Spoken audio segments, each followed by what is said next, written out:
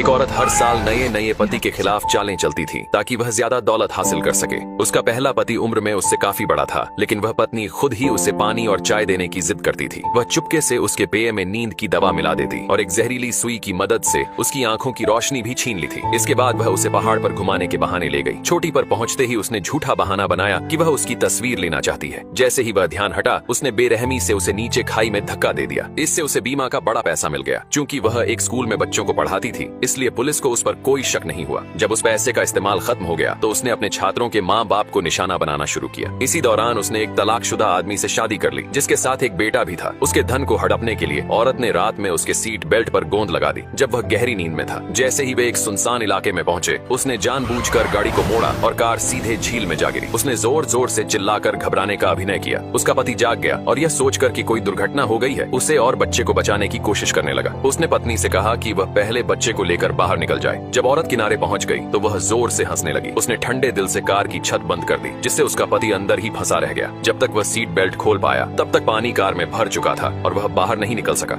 आखिर में वह वहीं डूब गया। उसके अंतिम संस्कार के दिन औरत बिना समय गंवाए दूसरे पुरुषों पर मुस्कुराने लगी। ये नजारा उसकी सास ने देख लिया। उन्हें तुरंत शक हो गया कि उसके बेटे की मौत के पीछे जरूर उसकी बहू का हाथ है। उन्होंने गुस्से में आकर बहू से सामना किया, लेकिन वह चुपचाप मासूम बनने का नाटक करती रही। कुछ ही समय बाद औरत ने अपनी सास पर केस कर दिया और सौतेले बेटे की कस्टडी मांगने लगी। बेटे की मौत से टूटी हुई वह बुजुर्ग महिला अब अपने पोते को भी खोने वाली थी। कोर्ट में वह अपना गुस्सा नहीं रोक सकी और खूब चीखी चिल्लाई, लेकिन औरत लगातार मासूम बनने का ढोंग करती रही। उसे लगा इससे वह अदालत में जीत जाएगी, लेकिन न्यायाधीश ग्वांगना को कुछ गड़बड़ महसूस हुआ। उन्होंने औरत का नाम एक शीशे में लिखा और उस नाम के साथ ही उसके सारे गुनाह सामने आ गए। असल में ग्वांगना कोई आम जज नहीं थी। वह नर्क से आई एक दैवीय न्यायाधीश थी, जो पापियों को उनके कर्मों का फल देने के लिए इस धरती पर भेजी गई थी। उसी रात ग्वांगना ने औरत को कॉल किया और बताया कि उसने उसके सभी जुर्मों के सबूत इकट्ठा कर लिए हैं और उसे उसी झील के पास बुलाया जहां उसने अपने पति की हत्या की थी। डर के मारे वह झील पर पहुंची, लेकिन वहां उसने जो देखा उससे उसका खून जम गया। झील के बीचों बीच से उसका मरा हुआ पति अपनी कार समेत उसकी ओर आता दिखाई दिया।